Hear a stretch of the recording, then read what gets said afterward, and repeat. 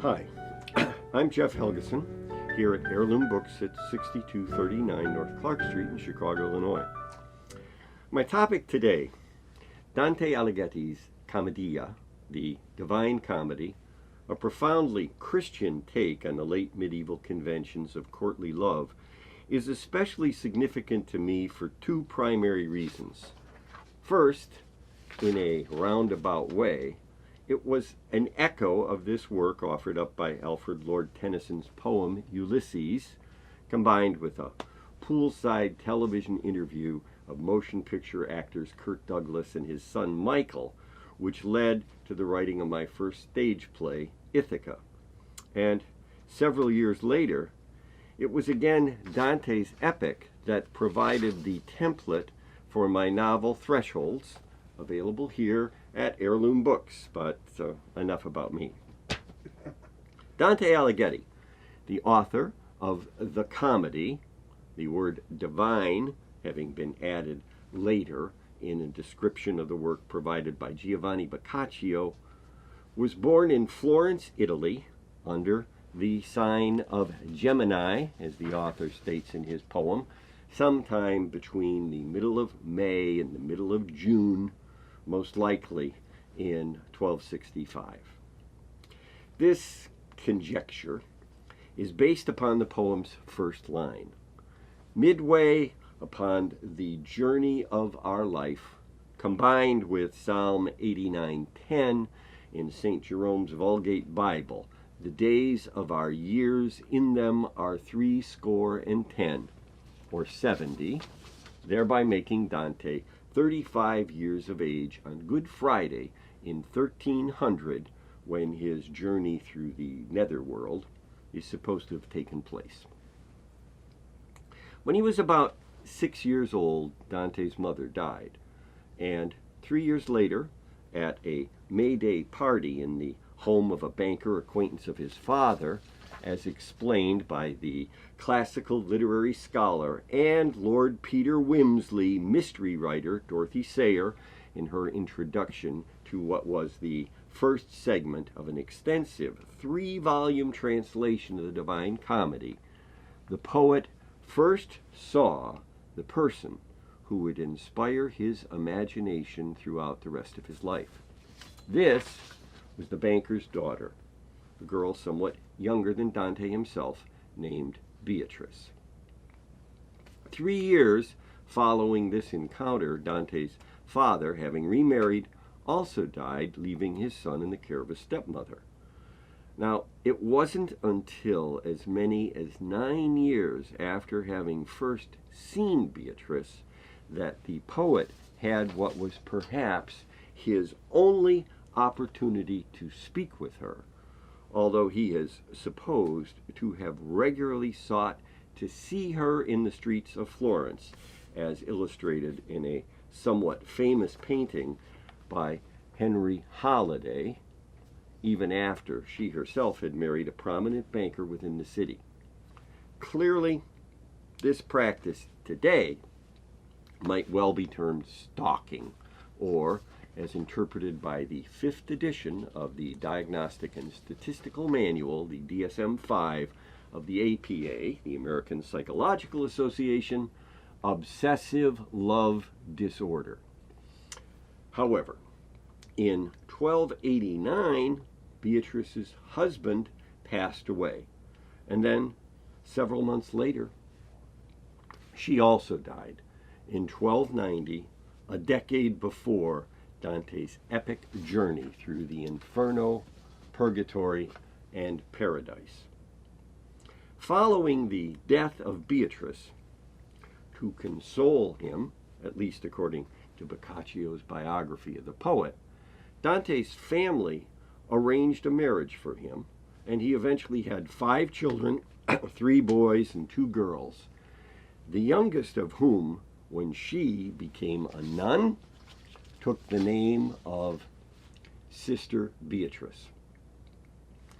Irrespective of his marriage to another woman, Dante dedicated his autobiographical collection of poems reflecting the courtly love themes of the late medieval troubadours, written in vernacular Italian, called La Vita Nova, the new life, to the memory of the deceased Beatrice.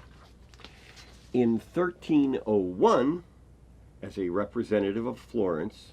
having previously served in a high-level administrative position for the city,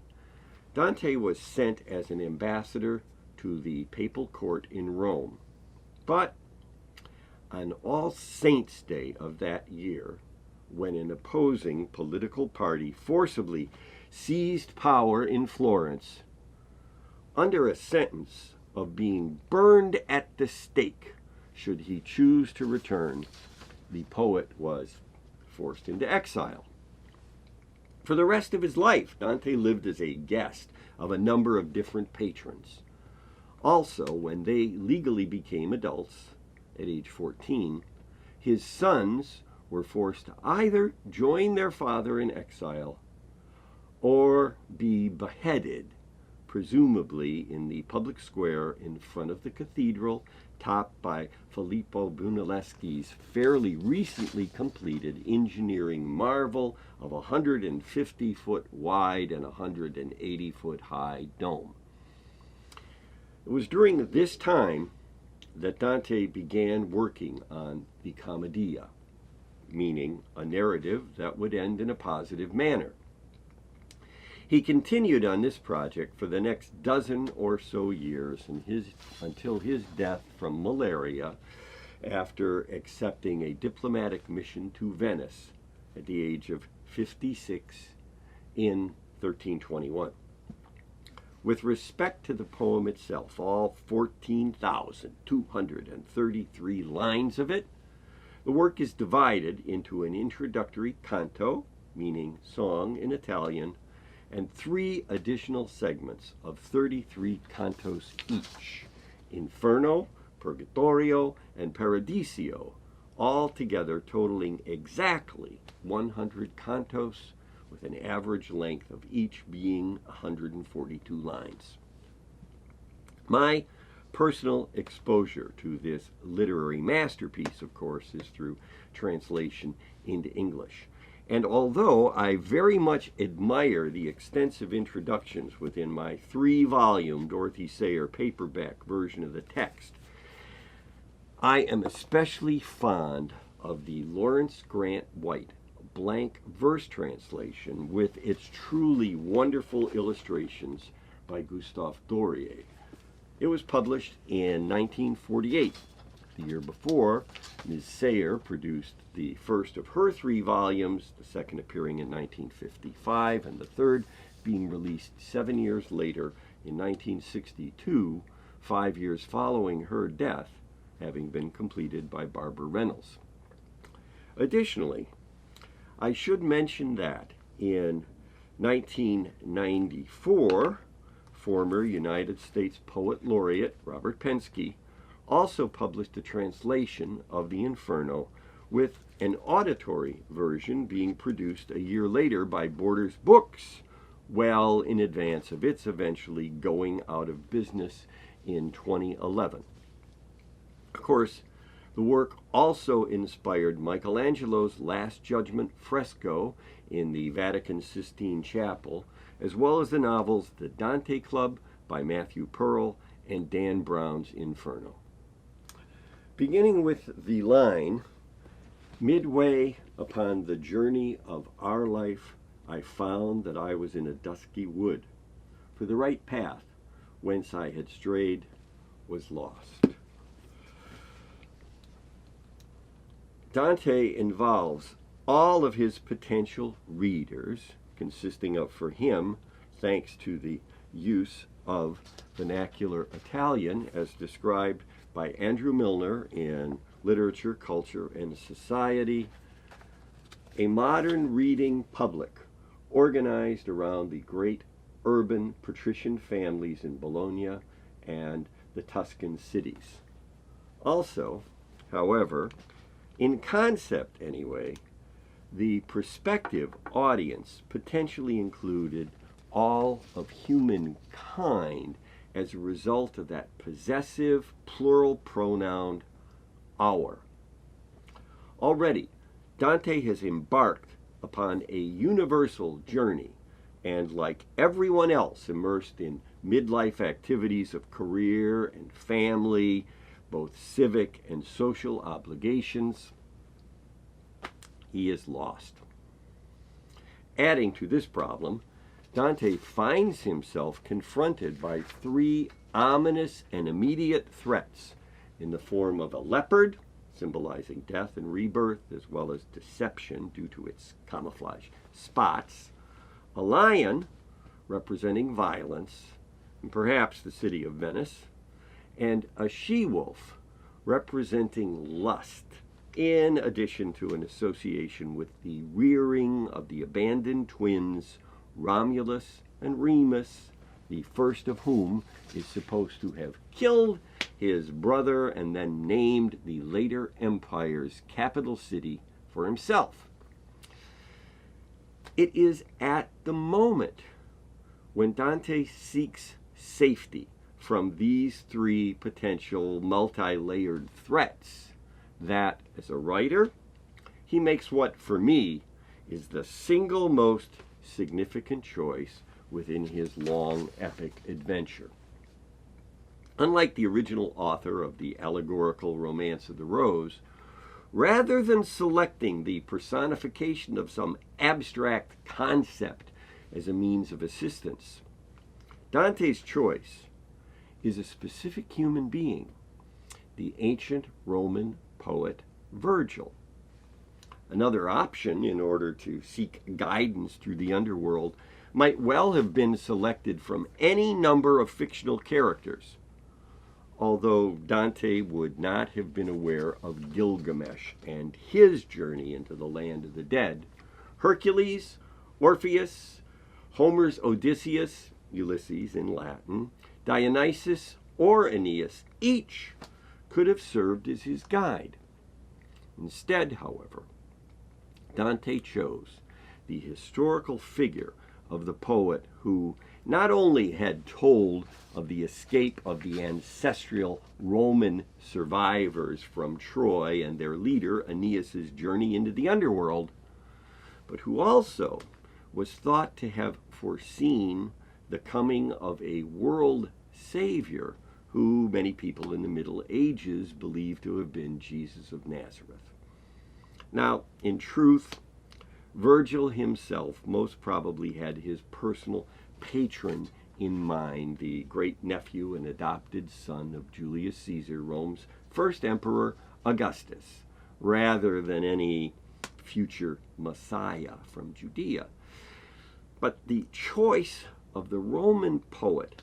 as Dante's guide, in my opinion, brings together a sense of historically based reality with a romantic ideal, because Virgil immediately discloses that he had been sent to rescue Dante by a celestial female figure who will eventually be discovered to have been the Florentine writer's deceased muse, Beatrice, motivated by L-O-V-E, love. But of course, there is a long and arduous journey to be made. First, through the several layers of hell, occupying a cavernous hole made by Satan, the former archangel Lucifer, when being thrown from heaven to the center of the earth after rebelling against God, where, about 300 years after Dante, John Milton would have the fallen angel proclaim, "Better to reign in hell than serve in heaven." Then Dante and Virgil come to the mountain of purgatory, when the pre-Christian guide can go no further. In the company of Beatrice herself, the poet moves into paradise before returning to the earthly realm of day-to-day existence.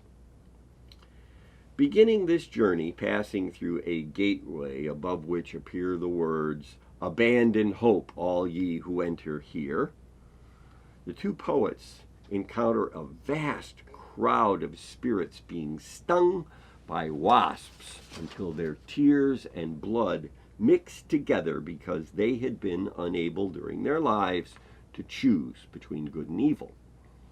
Beyond this multitude, which T.S. Eliot compared to London's post-World War I early morning commuters in his 1922 poem, The Wasteland, so many, I had not thought that death had undone so many, lays the circle of limbo where unbaptized virtuous souls and noble non-Christians remained in perpetual darkness, from which Virgil had been summoned by Beatrice,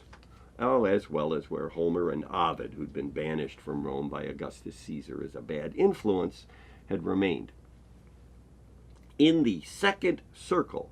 where hell actually began, meeting the lovers Paolo and Francisca, who are swept up in a constant whirlwind as a result of having been drawn into adultery by reading romantic poetry, and then been killed by Francisco's husband, who was also Pablo's elder brother. Dante faints after hearing their story.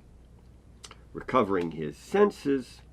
Virgil leads the 14th century poet on past gluttons and misers and heretics, in addition to tyrants and murderers, including many of Dante's former enemies, who are standing in a river of boiling blood. The pair of poets also pass the Minotaur along the way, and in one instance, out of an apparently protective impulse, Virgil prevents Dante from being turned to stone by looking into the face of Medusa. In the ninth circle of hell, the two sojourners encounter the souls of the treacherous, including Ulysses, who is encased within a high tower of flame as a result of having devised the trick of the Trojan horse, and who tells the story of a final voyage that Tennyson picked up on in the early 1800s, as did I much later for my play Ithaca. As a one-time fellow dinner guest with me in Ithaca, New York, humanities professor emeritus at Cornell University, Winthrop Weatherby further explains in his book, The Ancient Flame, Dante and the Poets. Ulysses is also in hell because of his general indifference towards and lack of concern about the well-being of others, even his most loyal companions, perhaps leaving a little room for a contemporary figure or two. And then there is Satan himself, perpetually crushing Judas Iscariot between his teeth, along with Brutus and Cassius, who betrayed and assassinated Julius Caesar. From the depths of hell, Virgil leads Dante to the base of the mountain of purgatory, beyond which the unbaptized pagan Roman poet is not allowed to go. Left alone, a group of repentant souls who are being purged of the 7 deadly sins, pride, envy, anger, sloth, avarice, gluttony, and lust, become amazed to see that Dante, as a living human being, has a shadow.